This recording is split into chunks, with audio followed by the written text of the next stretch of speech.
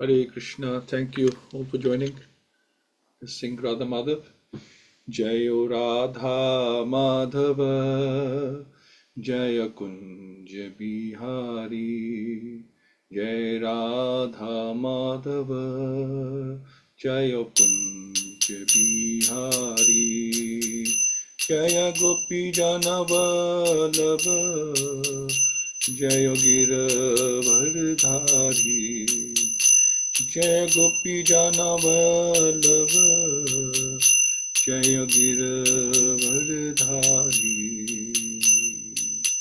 Shodanandana Rajjana Ranjana Yashodanandana Rajjana Ranjana Yamunatira Vanachari Jayo Radha Madhava Jayo Kunja Bihari Jayo Radha Madhava Jayo Kunja Bihari Hare Krishna Krishna Krishna Hare Hare Hare Rama Rama Rama Hare Hare Hare Krishna Krishna Krishna Hare Hare Hare Rama Rama Rama Hare Hare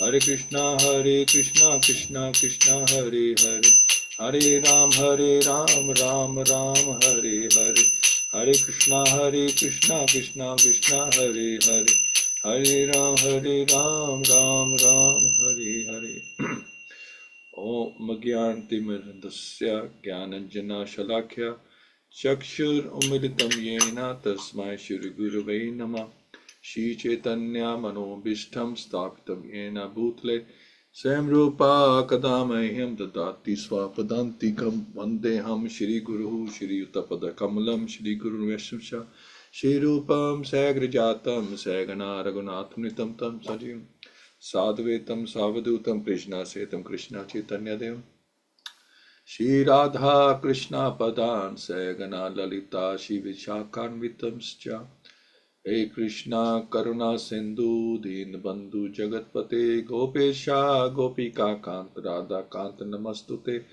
Tapta Kanchan Gaurangi Radhe Vrindavaneshwari Rishabhanu Sutadevi Pranmami Haripriye Pancha Kalpatu Brihascha Kripa Sindhubevicha Patitana Pavanebhyo Vaishnavyo Namo Namo Namo Vishnu Padaya Krishna Prasthaya Bhutale Śrīmad Bhaktivedanta Swami iti namine namaste Saraswati Devi Gauravani Pracharine Nirvishesha Shunyavadi Paschatya Deshatarine Jayo Shri Krishna Chaitanya Prabhu Nityananda Shri Advaita Gadadhar Shri Vasadi Gaur Bhaktivinoda Hare Krishna Krishna Krishna Hare Hare Hare Rama Rama Rama Hare Hare Om Namo Bhagavate Vasudevaya Om Namo Bhagavate Vasudevaya Om Namo Bhagavate Vasudevaya Mukham Kroti Vachalam Langum Yat Gakrim Langyate Yagrim Yat Kirpatam Mandashi Gundin Taranam Paramananda Madhvam Shitanya Ishram Hari Om Tassat Naram Namaskritya Naram Cheva Naruttamam Devim Sasvityasam Tato Jamaduriyat Nasta Preshabdrishinitam Bhagavad-Sevayā Bhagavati Uttam Shloke Bhaktir Bhavati Nestiki Hare Krishna. Okay, so thank you for joining. And last time we started talking about Bhishamdev lying on the bed of arrows, and we were just trying to work out, me and myself and Kiran Prabhu, that how many days did Bhishamdev spend on the bed of arrows. Now, just checking on the net, is mentioned in most places that was 58 days he lay on there. So the first day was after 10th, on the 10th day, of the battle, and then 58 days altogether he lay on the bed of arrows, and he was waiting for Uttar Narayan. This is the auspicious time when the sun moves to the north. But sometimes it's mentioned that actually more auspicious than Uttar Narayan is waiting for Krishna himself. So Bhisham Dev was waiting for Lord Krishna to visit him, and it was all arranged, Krishna, this is what Krishna wanted. He wanted to visit him. He wanted him to impart the knowledge to Yudhishthira and to console him, because he was quite upset about all the killing and everything, and to explain to him why all this happened, and then he can get on with task in hand, which is running the kingdom. So like that. So 58 days, this is so it's a lot of time that he had to bear. So we shall now go to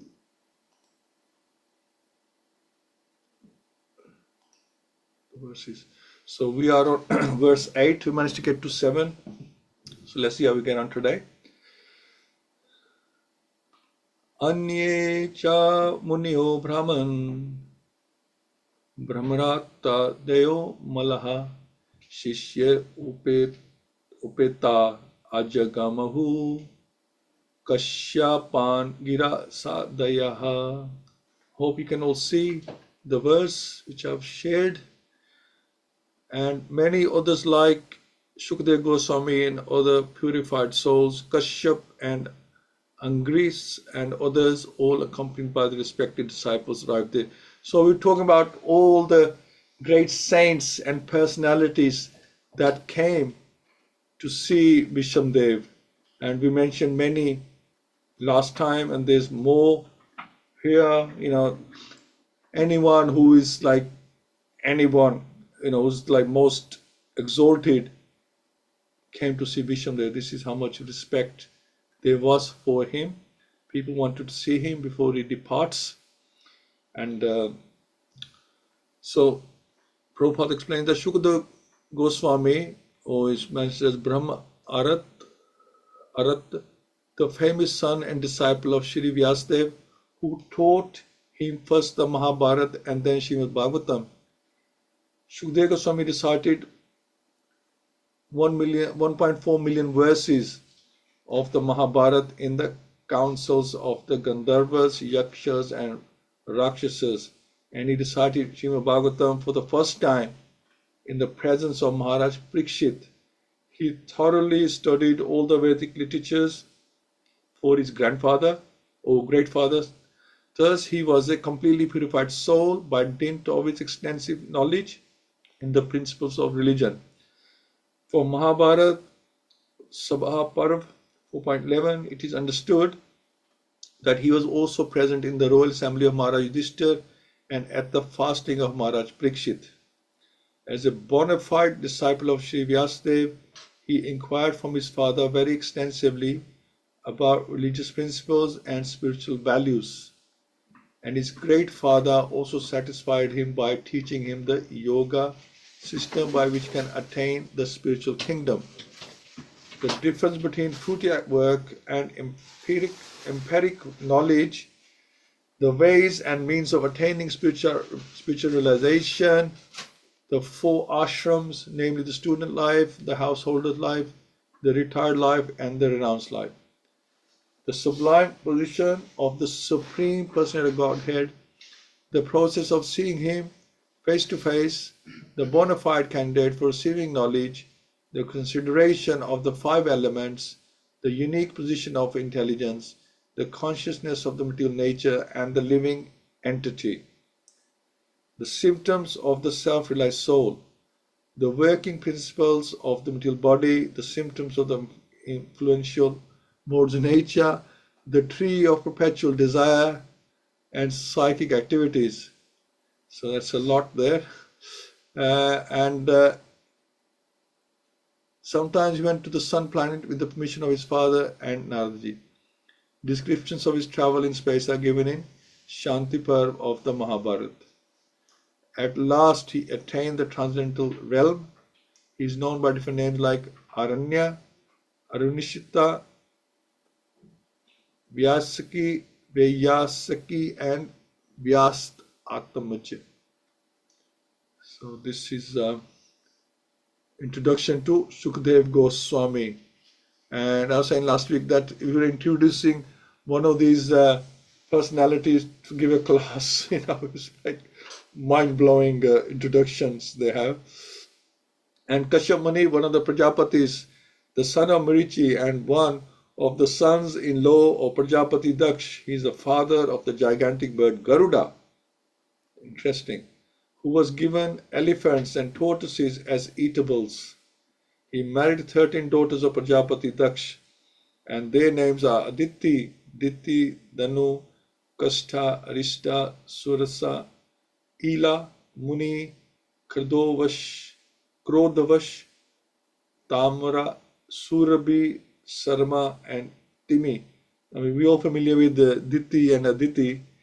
He begot many children, both demigods and demons, by those wives. From his first wife, Aditi, all the 12 Adityas were born. So that's quite easy to remember. The Adityas came from Aditi. One of them is Vaman, the incarnation of Godhead. This great sage Kashyap was also present at the time of Arjun's birth. He received a presentation of the whole world from Parshuram, and later on he asked Parshuram to go out of the world. His other name is Arishtanemi. He lives on the northern side of the universe. And Angiras is the son of Maharishi Angira and is known as Brahaspati, the priest of the demigods. Okay, so that's another name for Brahaspati is Angiras. It is said that Dronacharya was his partial incarnation. Shukracharya was the spiritual master of the demons, and Brahaspati challenged him. His son is Kach, and he delivered the fire weapon first to Bharadvaj Muni. He begot 6 sons like the fire god by his wife Chandramasi, one of the reputed stars. He could travel in space, and therefore he could present himself even in the planets of Brahmalok and Indralok. He advised the king of heaven, Indra, about conquering the demons. Once he cursed Indra, who thus had to become a hog on the earth and was unwilling to return to heaven. So we know all that past time. He was cursed because he didn't pay respect to his spiritual master when he had walked in. And sometimes it's mentioned that the spiritual master, I think he was going over there too often to see Indra. And so, when you're meeting someone, too much familiarity, contempt is achieved. So I think he was going to say, and so they start taking it for granted. So one day when he walks in, nobody stood up. They just carried on. At least Indra didn't take any notice of his spiritual master, and he was quite upset with that, and he got cursed to become a hog. And when Brahmaji went to get him, he didn't want to come. He was quite happy with his life as a hog on earth. So that is the material energy. If we can attract Indra in that state, then who are we? So he was happy to be a hog and have a nice little family, wife and children. Such is the power of the attraction of the illusory energy. Even a hog does not wish to part with his earthly possessions in exchange for heavenly kingdom. He was the religious preceptor of the natives of different planets. So even like an ant or a fly, you have to try to chase after it. They try to run away. They're worried about giving up their body.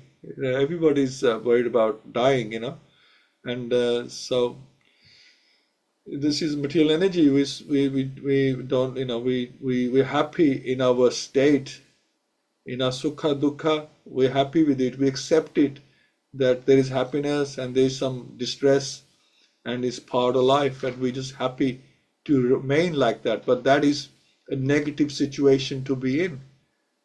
It's a bad situation to accept sukha dukkha as it is and live in that state birth after birth. So let's see if Srila Prabhupada says anything on this. Let's look.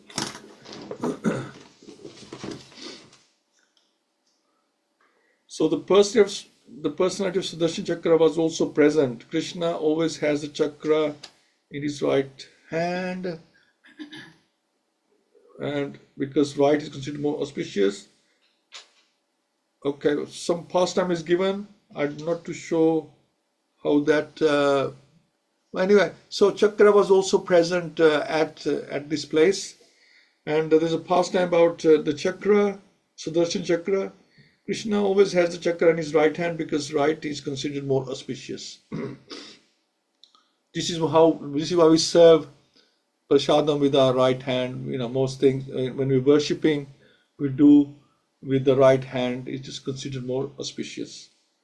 Once chakra got all proud that he protects Krishna. Krishna doesn't like his devotees getting over proud.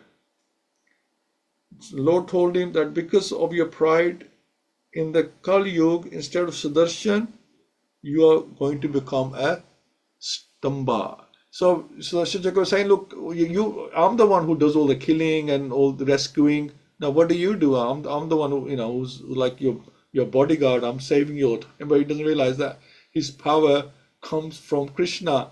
If the chakra is anything, it's because of Krishna's empowerment. Otherwise, just like us, we cannot do anything. A leaf cannot move unless Krishna wants it to move. How much power you have depends on how much power Krishna wants to give you, or how much you deserve to have. And Chakra thought that he was doing everything, and he was protecting Krishna. So in the Kali Yuga, instead of Sudarshan, you are going to become a Stamba. This is why Lord Jagannath has a Stamba chakra instead of his right side. It's now on the left side in the Kali Yuga.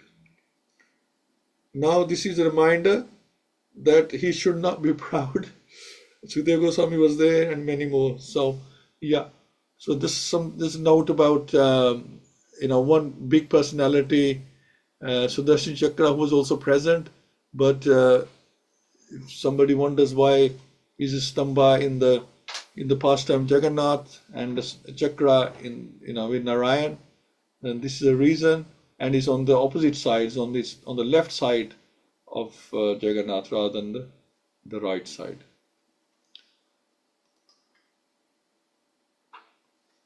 Okay. Tan smetan mahabhagan uplabhya vasu tamaha pujayam as dharmgyo deshkal vibhagavit. So Tan, all of them, Sametan, assembled together, Mahabhagan, all greatly powerful, Uplabhya, having received Vasu Uttam, the best among the Vasus, Vishnudev, Pujyam, us, welcomed Dharmagya, one who knows religious principles, Desh, place, Kal, time, Vibhagavit, one who knows the adjustment of place and time. So Bhishmadev, who was the best amongst the 8 Vasus, received and welcomed all the great and powerful rishis who were assembled there, for he knew perfectly all the religious principles according to time and place. So how do you welcome people while you're lying on a bed of arrows? So Srila Prabhupada explains the expert religionists know perfectly well how to adjust religious principles in terms of time and space and place. All the great Acharyas or religious preachers or reformers of the world executed their mission by adjustment of religious principles in terms of time and place. There are different climates and situations in different parts of the world, and if one has to discharge duties to preach the message of the Lord, he must be expert in adjusting things in terms of the time and place, or time, place, and circumstance. We preach accordingly. Bhishamdev was one of the 12 great authorities in preaching this cult of devotional service, and therefore he could receive and welcome all the powerful sages assembled there at his deathbed from all parts of the universe. He was certainly unable at that time to welcome and receive them physically, because he was neither at his home or nor in a normal, healthy condition. But he was quite fit by the activities of his sound mind, and therefore he could utter sweet words with hearty expressions, and all of them were well received. So if he cannot offer anything else, offer sweet words. One can perform one's duty by physical work, by mind, and by words. As he knew well how to utilize them in the proper place, and therefore there was no difficulty for him to receive them, although physically unfit. So he couldn't move, he couldn't go up to them and hug them, or pay his respects, but he could receive them well by his sweet words and by maybe expressions. He could receive them.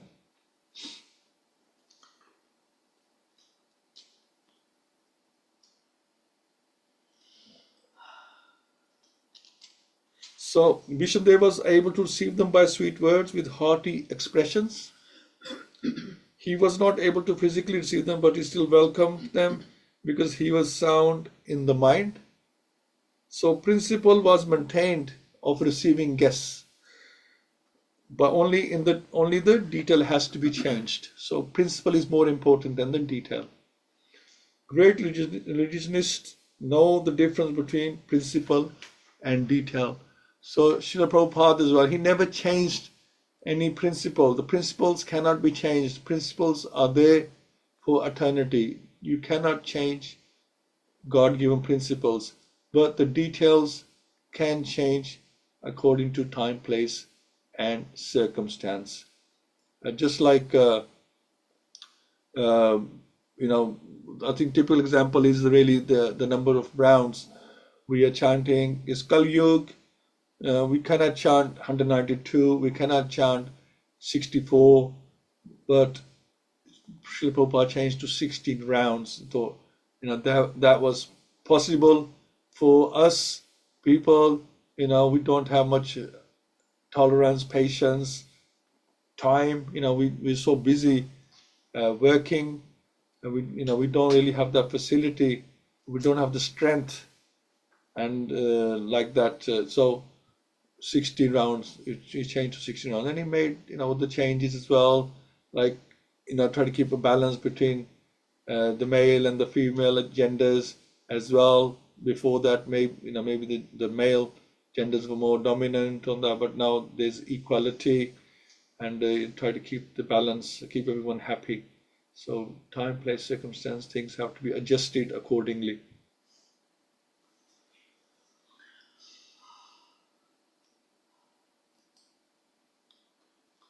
So verse 10, Krishnam chatat prabhavgya asinam jagat ishvaram hardistham pujayam as maya yopat vigraham. So Krishnam unto Lord Shri Krishna, cha also tat of him, prabhav agya ogna, the knower of the glories. Asinam, sitting, Jagat Ishwaram, the Lord of the universe, Hirdi Stham, situated in the heart, Pujyam As, worshipped, Mayaya, by internal potency, Upat, manifested, Vigraham, a form. So Lord Shri Krishna is situated in everyone's heart, yet he manifests his transcendental form by his internal potency. This very Lord was sitting before Bhishamdev, and since Bhishamdev knew of his glories, he worshipped him duly. Wow. So the Lord's omnipotency is displayed by his simultaneous presence in every place. He's present always in his eternal abode, Goloka Vrindavan, and still he's present in everyone's heart and even within every invisible atom is present. So he's smaller than the smallest. When he manifests his eternal transcendental form in the material world, he does so by his internal potency. The external potency or the material energy has nothing to do with his eternal form, because one is material or the one is spiritual. All these truths were known to Bhishmadev, who worshipped him accordingly. So here we're talking about Bhisham's eyes had been waiting for Krishna to arrive. So more than Uttarayan, he was waiting for Krishna himself, Narayan himself. Although the Lord is present in every atom, Bhisham wanted to leave his body while taking darshans of the Lord. So he wanted to see him face to face. Although the Lord is in every atom, he's seated in our heart, but nothing can be more beneficial or satisfying than seeing the Lord face to face at the time of death. And this is what, and Bhishmadev knew that he had the opportunity and he didn't want to miss that. He wanted to see Lord in front of him as he leaves his body, and he had the facility to do that, and which he took full advantage of. Pandu Putran Upasinan Parashray Prema Sangatan Abhyachastanuran Ga Asharir Andibhutena Chakshusha. So Pandu, the late father of Maharaj Yudhishthira and his brothers, Putran, the sons of Upasinan, sitting silently nearby, Prashra, being overtaken, Prema, in feelings of love, Sangatan, having gathered, Abhyachashta, congratulated, Anurag, feelingly, Ashrahi, by tears of ecstasy, Andibhuten, overwhelmed Chakshusha, with his eyes. So the sons of Maharaj Pandu were sitting silently nearby, overtaken with affection for their dying grandfather. Seeing this, Bhishmadev congratulated them with feeling. There were tears of ecstasy in his eyes, for he was overwhelmed by love and affection. So Bhishmadev always had time for the sons of Maharaj Pandu, and he was always overjoyed when he met them, when he spoke to them, even to his dying day, as they say right here. Even to his dying day, he's pleased to see them. And see them in all their opulence, as we discussed in the last class. When Maharaj Pandu died, his sons were all small children, and naturally they were brought up under the affection of elderly members of the royal family, specifically by Bhishmadev. Later on, when the Pandavas were grown up, they were cheated by cunning Duryodhana and company. And Bhishmadev, although he knew that the Pandavas were innocent and were unnecessarily put into trouble, could not take the side of the Pandavas for political reasons. At the stage of his life when Bhishmadev saw his most exalted grandsons, headed by Maharaj Yudhishthira, sitting very gently at his side, the great warrior grandfather could not check his loving tears, which were automatically flowing from his eyes. He remembered the great tribulations suffered by his most pious grandsons. Certainly he was the most satisfied man because of Yudhishthira's being enthroned in place of Duryodhana, and thus he began to congratulate them. So Bhishmadev is very happy. And Bhishmadev, he could not really help them as much as he would have liked to have when Dhritarashtra was there, and Duryodhana was there because he saw how they treated Vidura. Every time Vidura, he did not care. He wanted to do the right thing by him, and he would support the Pandavas, and then he would get insulted by Duryodhana, and somehow he bared it. But Bhishmadev, being the grandfather, he really didn't want to be treated like that, and also he could see that he would get him nowhere. He only caused more trouble, and plus he has taken vows as well to protect everything, so he doesn't want to rock the boat in any way because he wants to be there to protect the kingdom as he had vowed to do. So he was in a slightly different position to Vidur in that respect.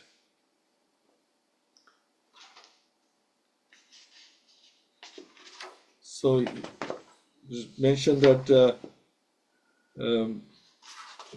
Vishnudev is satisfied now, seeing that everything has taken its rightful place, and as it should be. So he knows now that Yudhishthira is in, and the sons of Pandu are in the rightful place, and he has met the Lord face to face. He has met all the personalities face to face, and now even if he left his body, everything was protected, balance was restored, so he could now happily leave his body without and without any regret or fear of anything. So we'll carry on Friday, and we'll stop here and hear from yourselves on these beautiful pastimes. Hare Krishna.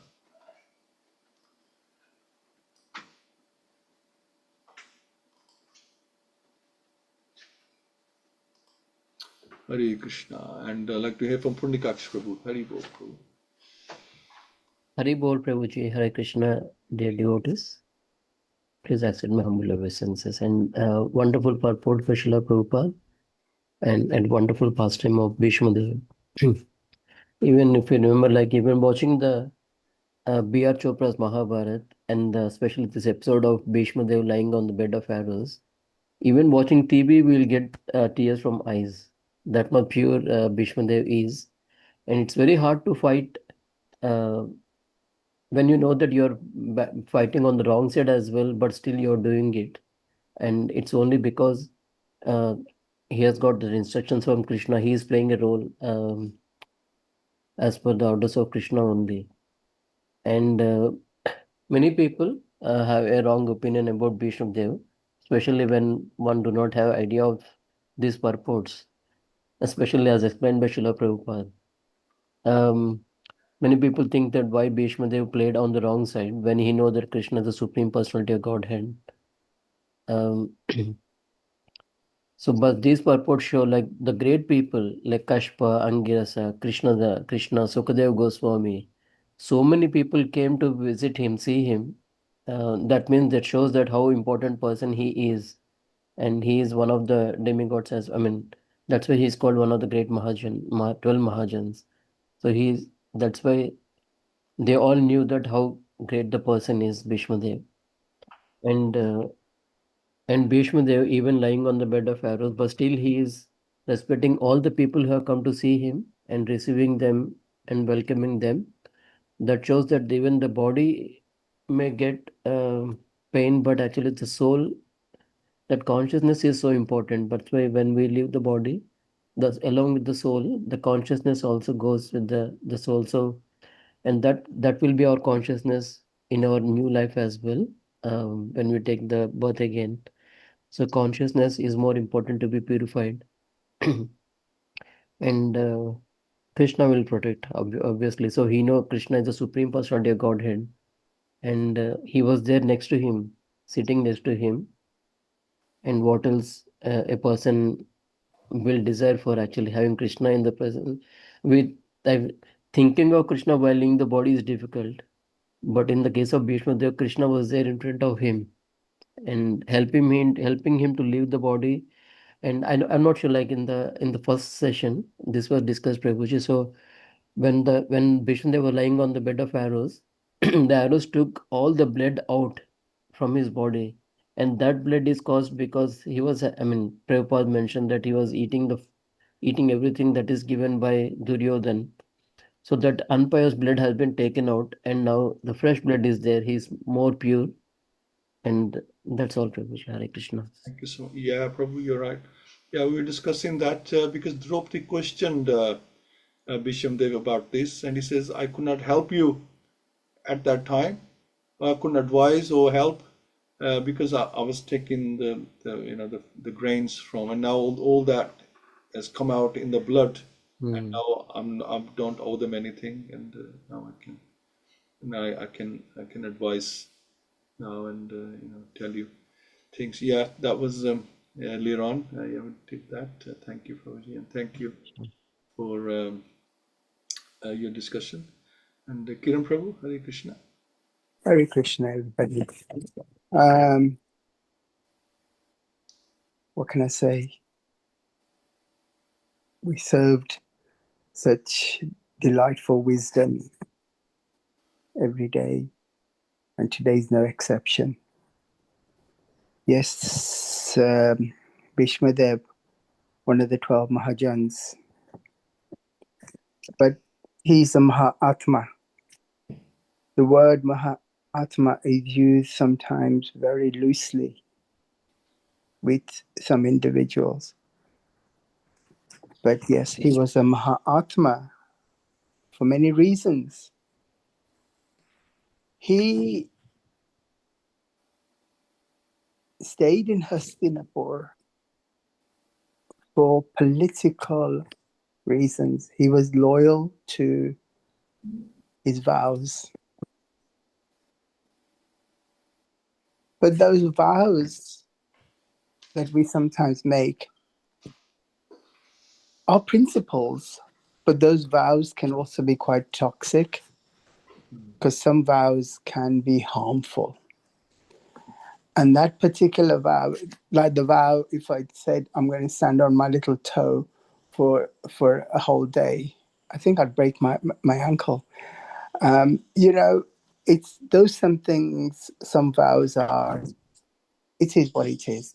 But time, place, and circumstance. It was necessary for him to be in Hastinapur. He was, like we have discussed earlier, eating the grains of a toxic environment. And eating the grains from a toxic environment will only create animosity, harassment, duplicity, and dissonance in our bodies. And we may think, well, we were just discussing 1.9, 10, 11, 12. That toxicity is about the lessons of our lives as well.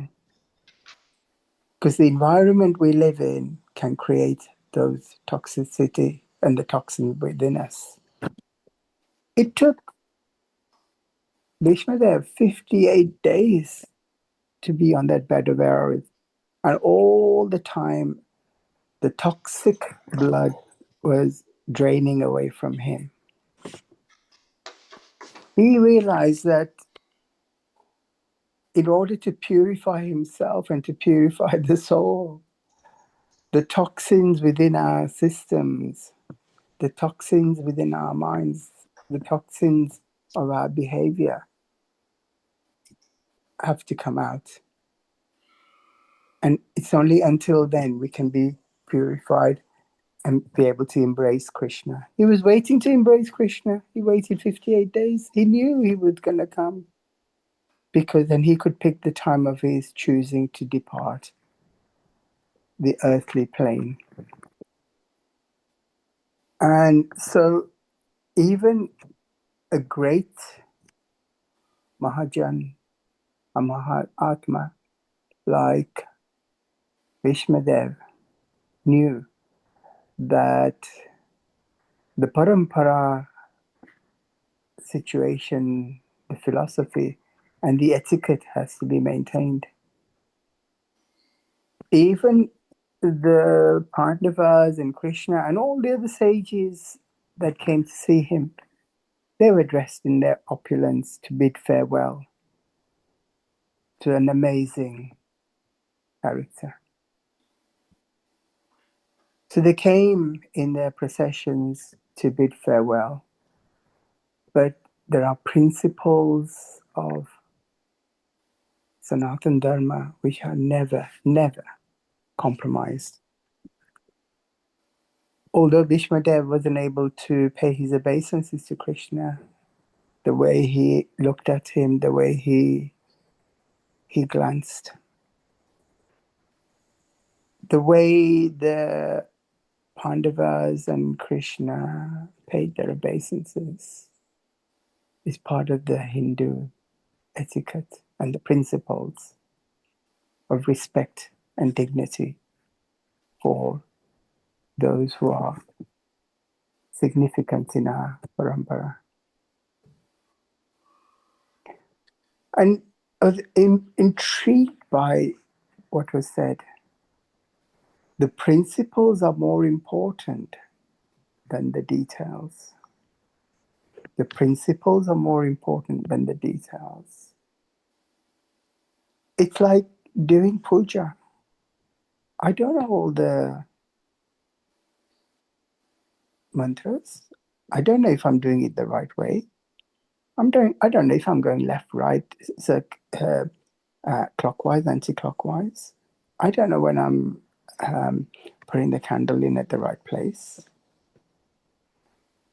But doing it with depth and compassion and principles is necessary. And hence we have those values and guidances within our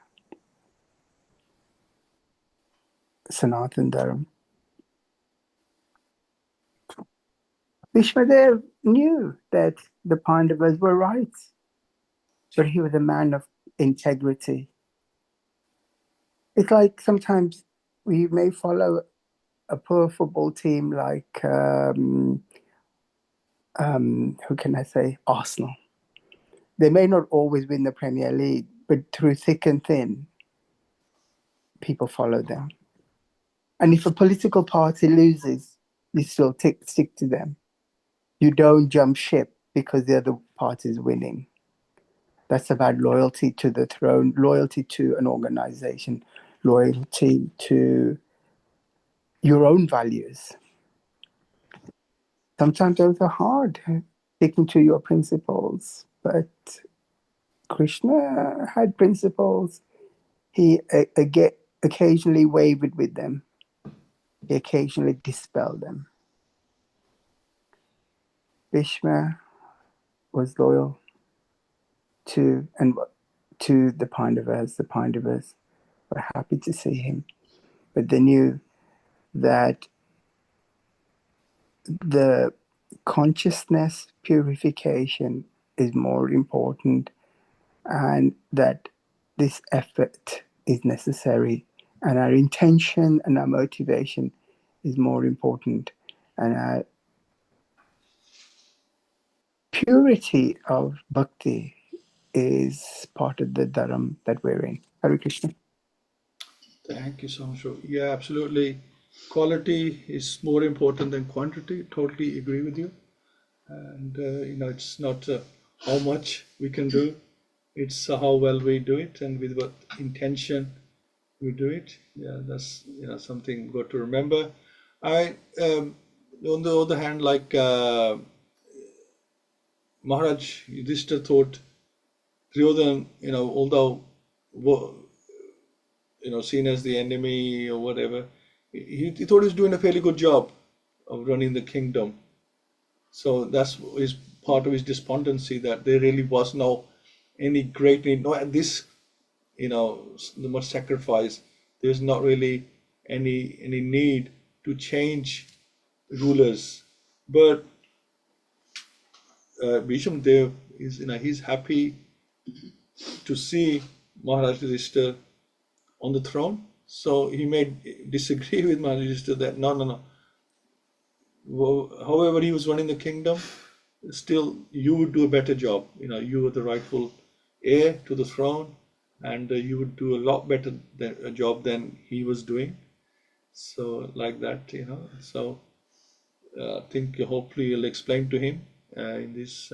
So consciousness, with what consciousness you're running, or you are ruling the kingdom. It's all about the consciousness, isn't it? And how you treat people, and how much you are devoted to Krishna, and how much you're devoted to your kingdom as well as a king. How you're doing your duty properly, which only Maharaj Yudhishthira could do, and you Duryodhan, you probably do a decent job, but not as great, and he's also likely to change.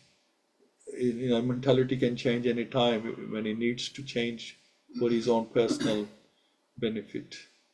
Thank you so much, Prabhu. Hina Mataji, Hare Krishna.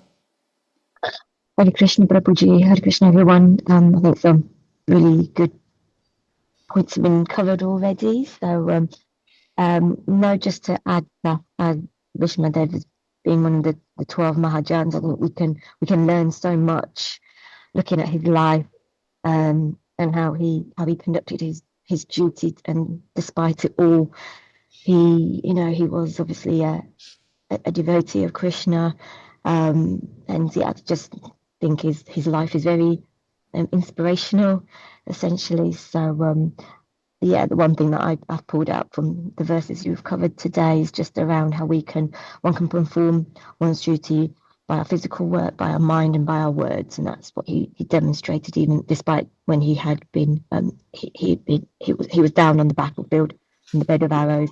So yeah, it just goes to show that actually there's we're not limited really when even trying to use our mind and words, pleasing words, as in service to others and to Krishna. We've got a lot at our disposal. We're not limited.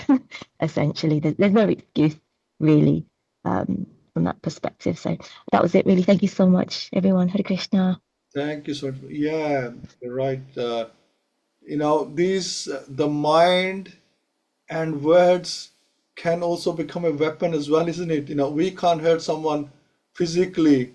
We can hurt them by thinking badly about them. This is subtle telepathy.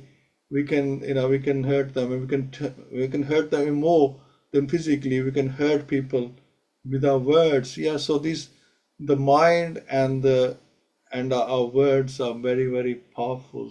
Very, very powerful in devotion, and in doing good to people, and also hurting people. So yeah, we have to be careful how we use our mind, and how we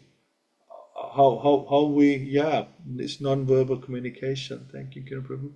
And how we use our mind, and how we use our speech, very important. And Krishna says, Manamana Bhavmat Bhakto. Krishna says, give me your mind. Obviously, not like Kansa or Hiranyakashipu. Give your mind like a devotee. Thank you so much. And Radharani? Hare Krishna, everyone. My pranams to all of you. Yes, Bhishma Dev, the best among the 8 Vasus, the disciple of Parshuram, the scion of the Kuru dynasty, and the great bhakta of Lord Shri Krishna. His life is a living example for all of us, how to live and how to go from this world, and how to do our bhakti, and how, if at all we are taking any vows, and how to go about observing those vows. He had promised his father Shantanu that he will be renounced all his life and he will be a brahmachari, and he kept those vows till the last moment. That's why even if he was living in Duryodhan's company, Duryodhan's house, Dhritarashtra's kingdom, he kept his allegiance to the throne. He did not defect, even though he was very close to his grandsons from Pandu, and you know, like I was saying last week, that these qualities are totally unheard of and unimaginable in this day and age. How people change their mind, how people change their sides, just like that. Oh, this thing is going to give me 10 cents more benefit, so I'm going to defect into this one. So these days, the quality of this kind of devotion and this kind of following of the principles and even details in case of Bhishma Dev is completely unbelievable.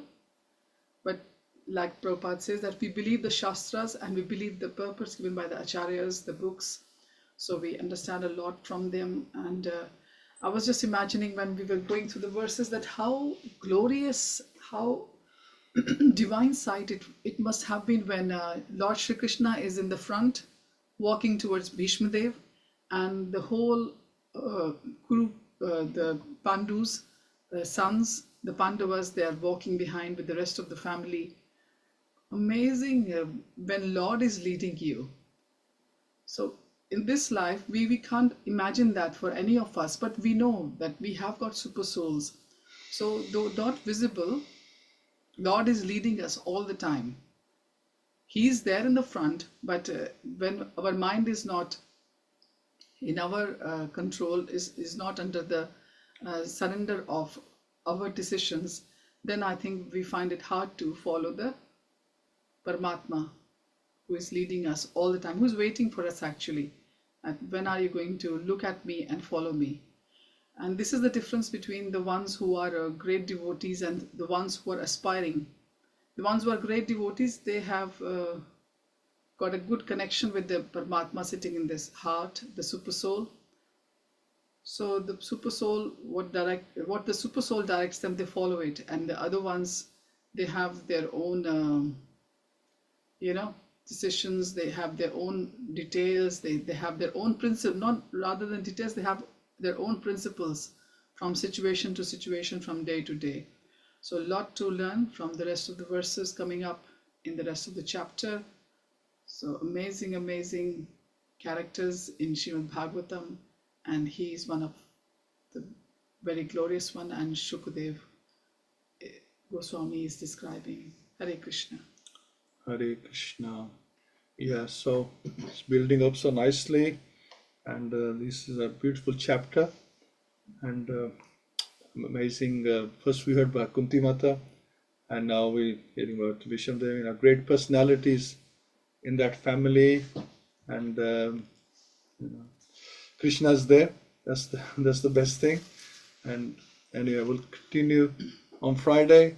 Thank you all so much for your inputs, and really wonderful. And we'll catch up. Granth Śrīmad-Bhāgavatam ki jai, Prabhupada ki jai, Gaura Premanande, Hari Hari Bol. Thank you so much. Hare Krishna. Hare Krishna.